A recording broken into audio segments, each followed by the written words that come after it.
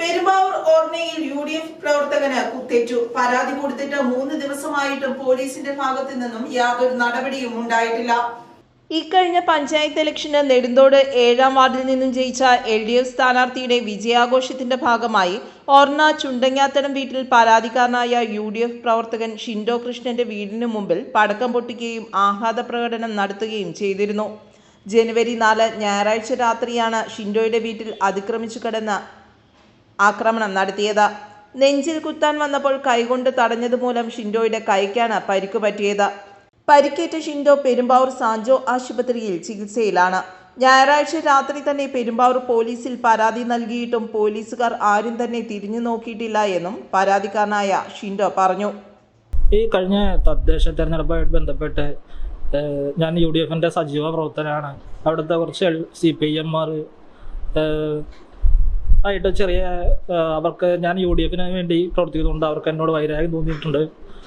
അതുമായിട്ട് ബന്ധപ്പെട്ട് കഴിഞ്ഞ പഞ്ചായത്ത് ഇലക്ഷനിൽ അങ്ങനെ പഞ്ചായത്തിലെ 7ാം വാർഡിൽ LDF സ്ഥാനാർത്ഥി ജയിച്ചതോടെ എനിക്ക് ഇവരുടെ ശല്യമായിരുന്നു.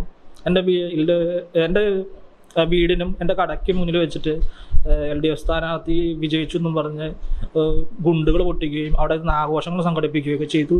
അങ്ങനെ പ്രശ്നങ്ങൾ നിൽക്കുന്നുണ്ടായിരുന്നു. ഇപ്പോൾ ഈ കഴിഞ്ഞ ഞായറാഴ്ച രാത്രി 9 മണിയോടടുത്ത് എൻ്റെ 2 സുഹൃത്തുക്കൾ എൻ്റെ വീടിൻ്റെ മുന്നിൽ നിന്ന് സംസാരിച്ചിരിക്കുകയായിരുന്നു. അപ്പോൾ അവർ ഒരു 4 പേര് വന്ന്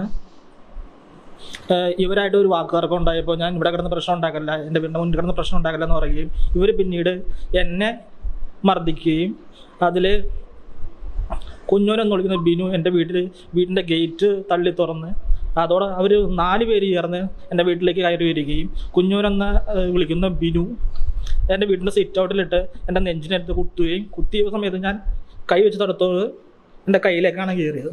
ഞാനിപ്പോൾ സാൻജോ ഹോസ്പിറ്റലിൽ 2 ദിവസമായിട്ട് സാൻജോ ഹോസ്പിറ്റൽ അഡ്മിറ്റാണ്. ഇതുവരെ പോലീസ് മൊഴിയെടുക്കാനോ അത് ബന്ധപ്പെട്ട ഒരു അന്വേഷണം ഇതുവരെ ചെയ്തിട്ടില്ല. News desk, Perumbavoor.